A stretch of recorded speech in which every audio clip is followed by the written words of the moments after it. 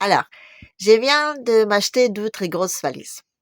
Alors, vous allez me dire qu'est-ce qu'il y a d'exceptionnel dans le fait que je me suis acheté 2 très grosses valises? Et je vous répondrai qu'il y a rien d'exceptionnel dans le fait que je me suis acheté 2 grosses valises. Même l'endroit où je les ai achetées, c'est pas exceptionnel en soi, parce que j'achète toujours mes valises dans ces endroits-là. Vous savez, c'est des magasins là, on appelle ça, je sais pas, des stocks ou des bras de Mac. C'est là qu'on met tous les invendus d'autres magasins et on peut acheter des trucs, on va dire, allez, 2 ou 3 fois moins cher. Et j'achète beaucoup de choses dans ce genre de magasin, donc les valises. Et d'habitude, ce genre de magasin, ils sont tenus par des noirs. Et là, c'est là le truc exceptionnel. Donc, j'arrive à acheter mes valises et je tombe sur des blonds aux yeux bleus avec des gueules de Russes pas possible. Enfin, je dis des gueules de Russes, comme je pourrais dire aussi que moi j'ai une gueule ukrainienne, parce que je veux dire, les Ukrainiens et les Russes, ça se ressemble beaucoup. Peut-être qu'il y a peut-être des liens de parenté quelque part, j'en sais rien. En tout cas, là, je vois ça et je pose la question au type, donc je dis genre bonjour, blablabla, et vous venez d'où? Et lui, il me dit, je suis ukrainien. Et moi, je lui réponds donc en russe, je lui dis que moi, je suis russe. Et donc, il y a un petit moment un petit silence comme ça, et il y a toujours ce petit silence, donc depuis 2 ans et demi là, quand je parle avec des Ukrainiens et quand je dis que je suis russe, donc il y a toujours ce petit moment de on s'observe et on dit: «Bon, bah, qu'est-ce qu'on fait?» On se tire dessus ou on dit qu'on se déteste peut-être pas tant que ça. Donc après ce petit moment de silence, donc on a vu qu'on s'est pas entretués, donc on continue à échanger et donc moi je pose la question en leur demandant: «Est-ce que ça lui pose un problème que je parle russe?» Et lui il me dit: «Pas du tout», parce que vous voyez, donc même entre nous, on parle russe. Même, moi je dis, même entre nous, on peut même pas n'a pas parlé russe parce qu'on a des gens qui ne parlent que russe. Mais il y a des Ukrainiens ici parmi nous dans l'équipe qui ne parlent que russe. Et même plus quand on rentre donc dans les endroits avec d'autres réfugiés, on est obligé de parler russe avec les autres, on va dire des gens qui viennent de République balte, de Géorgie, d'Arménie, de Biélorussie, enfin d'un peu de partout, comment dire, de cette partie d'Europe. On est obligé de parler russe avec eux parce qu'il y a pas beaucoup de, on va dire, de Lettoniens qui parlent géorgien ou d'Arméniens qui parlent, je sais pas, ukrainien. Oui. Parce que c'est des tout petits pays et pour parler avec les autres, ils sont obligés de parler russe. Et c'est une langue internationale. Et même, je dirais plus, vous savez, que ben, les mecs, donc ceux qui parlent ukrainien et qui ne veulent parler que ukrainien, je veux dire, en Ukraine là-bas, ceux qui, je veux dire, cassent les binettes à tout le monde, donc qui ne veulent pas les Russes, même eux, ben, quand ils disent des gros mots, ben, ils les disent en russe. Oui. À se demander même si la langue ukrainienne, je veux dire, il a dans son vocabulaire des gros mots. Peut-être que c'est une langue extrêmement aimable, j'en sais rien, ou peut-être qu'elle n'est pas très, on va dire, pas très vieille, mais quoi qu'il en soit, je veux dire, oui, les mecs qui parlent ukrainien, quand ils disent des gros mots, c'est des gros mots russes. Oui, et c'est horrible. Non, mais c'est horrible quand, comme ça, les gens qui détestent la Russie, qui se ressemblent entre eux et qui sont obligés de parler russe pour dire du mal de la Russie. À ce propos, vous savez quoi? Je veux dire, en parlant de russe, qui est donc la langue internationale, je suis un type sur YouTube, donc c'est un réfugié qui vient d'Odessa, donc qui fait son petit parcours avec sa petite voiture, avec sa petite famille, donc avec lui, et donc un petit parcours en Europe pour voir où est-ce qu'il peut s'installer. Et donc tout ce qu'il voit, tout ce qui lui arrive, donc toutes ces mésaventures, il les raconte sur sa petite chaîne. Et c'est très, très drôle, c'est très amusant, c'est très rafraîchissant, c'est assez extraordinaire. C'est vraiment une vraie perle. Donc tous les gens qui parlent russe, je vous conseille d'aller voir ça parce que je me dis c'est formidable. Et donc ce type-là, il a raconté, parmi d'autres petites anecdotes, donc il a raconté cette petite histoire d'un groupe de réfugiés qui venaient d'Ukraine, donc qui a atterri à Norvège. Voilà. Et en Norvège, si vous faites pas des efforts d'intégration et vous n'apprenez pas la langue donc norvégienne, ben vous touchez pas votre pognon. Donc vous devez venir en cours, donc signer la liste de présence, tout ça, et donc pendant 1 an, vous avez donc l'obligation d'apprendre le norvégien. Alors on leur fournit une prof, donc qui donnait des cours, mais qui parlait ou norvégien ou anglais. Alors là, le groupe, ils se sont révoltés, c'est scandaleux, il n'y a aucun d'effort de votre part. Nous, les poudres réfugiés, donc l'obscurantisme, tout ça, vous devez nous trouver absolument une prof donc, qui parle ukrainien. Bon, on n'a pas trouvé une prof qui parlait ukrainien, on leur a trouvé une prof qui parlait russe. Voilà. Donc oui, ils ont quand même fait un effort. Je dis, en Norvège, il y a des profs qui vont bien enseigner la langue norvégienne en parlant russe. Voilà. Et vous savez quoi? Les gens là, au bout d'1 an, ils ont porté plainte contre la prof parce qu'elle a fait aucun effort pour essayer de parler ukrainien avec eux. alors que, eux, ils ont pas pu apprendre un norvégien à cause d'elle. Je sais pas s'il s'est fait licencier ou pas, mais non, mais de toute façon, les Ukrainiens disent que la langue norvégienne, c'est une langue absolument affreuse, affreuse, affreuse et que, enfin, je dirais, plutôt aller, je sais pas où, mais pas la parler. Ils disent qu'on dirait qu'ils aboient. Donc voilà, ils refusent d'apprendre un norvégien. Donc ils vont aller dans les autres pays comme ça, voilà. Alors donc ils sont allés aussi, je crois, en Bulgarie. Donc là, ils ont trouvé que c'était le pays le plus pauvre d'Europe et qu'il fallait surtout pas. Alors ils sont allés en Pologne et là donc ils ont vu que les Polonais n'aimaient pas du tout les Ukrainiens. Voilà. Ils sont aussi en Italie et là donc où ils ont trouvé que ça coûtait très cher le logement et que c'était pas du tout facile de vivre en faisant le travail qu'on leur demande de faire et comment dire, de s'en sortir. Voilà. Il y en a qui sont allés au Canada, il y en a qui sont allés en Allemagne. Là, je parle d'autres Ukrainiens parce que oui, le type, donc, il raconte son propre histoire, mais aussi il fait des interviews d'autres personnes. Ah, et il y a aussi des gens qui sont allés en Russie, donc il a filmé aussi. Et c'est d'ailleurs amusant, enfin amusant, je sais pas, mais c'est questionnant. Quand il filme les gens donc qui se trouvent en Occident, les visages ils sont toujours floutés. Alors quand c'est des gens qui sont en Russie, ils les montrent tels quels. Alors je sais pas pourquoi, je sais pas, bref. C'est peut-être juste, je sais rien. J'ai pas de réponse pour ça. J'ai juste fait cette remarque-là, mais j'étais pas la seule à faire cette remarque-là. Voilà.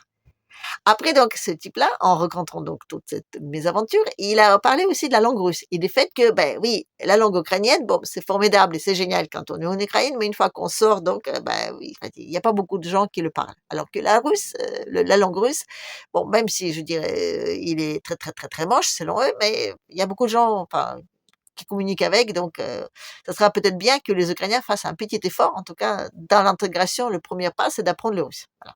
Et donc, ce type-là, les types d'Odessa, il a proposé sur sa chaîne des cours de russe. 2 jours après, il a retrouvé sa bagnole sur un parking avec des pneus complètement à plat avec, je sais pas, une quarantaine de coups de couteau dans ses pneus. Voilà, donc il a dit: «Oh les mecs, mollo quoi». Je dis: «J'ai agressé personne, j'ai vexé personne, j'ai juste fait une proposition d'ailleurs absolument gracieuse de ma part». Mais bon, c'est comme ça. Et d'ailleurs en revenant donc dans ma boutique là, en parlant donc avec les types et ils m'ont posé la question. Ils m'ont demandé si moi, donc de mon côté, j'étais de cette affreuse, nationaliste, qui pensait que tous les Ukrainiens étaient des nazis. Non, je leur ai dit que j'étais pas du tout affreuse et que je pensais pas du tout que tous les Ukrainiens étaient des nazis et que de toute façon, moi, je pensais que, les Ukrainiens, ils étaient comme moi, enfin et que moi, j'étais comme eux et que finalement, c'était genre 2 pommes sur le même pommier. Oui, c'est les Ukrainiens et les Russes et déjà, je vous dis, on a la même gueule, voilà. On peut aussi dire que les Russes, ils ont la gueule ukrainienne, si ça va mieux dans ce sens, mais enfin, je veux dire, on se ressemble comme des gouttes d'eau. Même nos langues se ressemblent, même la langue ukrainienne et la langue russe, c'est le même principe. C'est le même principe, je dirais, de fonctionnement, voyez? Par exemple, en russe, ça n'existe pas de dire que ça n'existe pas. Ah, quand je suis arrivée donc en France, j'ai essayé d'inventer des mots et parce qu'en russe, quand on parle bien, la langue, on invente des mots. On peut les créer, on peut jouer avec, c'est très ludique comme langue, voilà et on brode, voyez? On compose, et puis c'est très fantaisiste, voilà et donc un jour, je dis en France que, dehors là, il pleurniche. On m'a dit: «Ça n'existe pas». Je dis: «Pourquoi?» Je dis: «On dit bien d'un enfant qu'il pleurniche, pourquoi on peut pas dire qu'il pleurniche?» On dit: «Non, c'est un mot qui n'existe pas». Je trouvais ça extrêmement frustrant. C'est quoi cette langue qu'on peut pas inventer des autres mots? Voilà. En russe, on peut inventer des autres mots, tout comme en ukrainien, voyez? Et puis en inventant des mots, on peut, comment dire? On peut les changer, on peut surtout de mettre des sentiments dedans. Voyez, moi, je m'appelle Tatiana.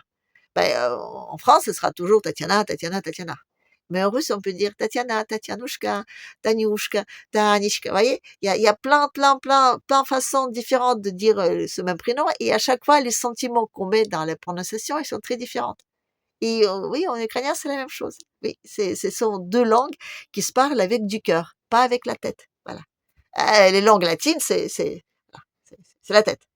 C'est d'autant plus la tête que, vous voyez, c'est un truc j'ai appris, il y a 37 ans, mais depuis tout ce temps-là, je me suis toujours pas remise.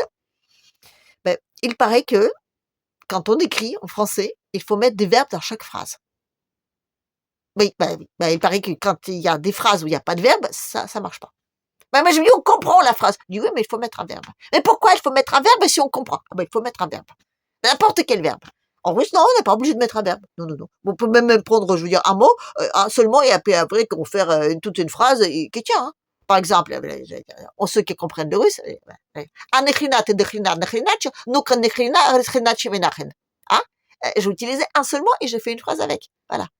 Donc, ceux qui ont compris, ils m'ont compris. Les autres, ben, tant pis pour vous, vous n'avez qu'à apprendre le russe. Et d'ailleurs, vous savez quoi? Pour les Français, je veux dire. Les Français qui ne parlent pas russe, je ne sais pas comment ils font. Parce que vous savez, en russe, il y a au moins 30% de mots qui des mots français. Donc, c'est très simple. Il faut juste changer de vision de la langue. Voilà. Donc, il faut être inventif. Et de ce point de vue, oui, les Ukrainiens et les Russes, ils se ressemblent. Et des femmes noires, là, donc on vire des boutiques là pour mettre des Ukrainiens à leur place, eux, ils ont beaucoup plus de points, je veux dire, beaucoup plus de points communs avec les Français, parce que déjà, ils parlent la même langue, ils ont les mêmes passés, les mêmes cultures, ils ont la même, comment dire, ils ont presque la même éducation, donc je veux dire, de dire que ils sont, comment dire, pas comme les Européens, juste parce qu'ils sont noirs, ben, enfin, c'est pas logique, quoi. Oui.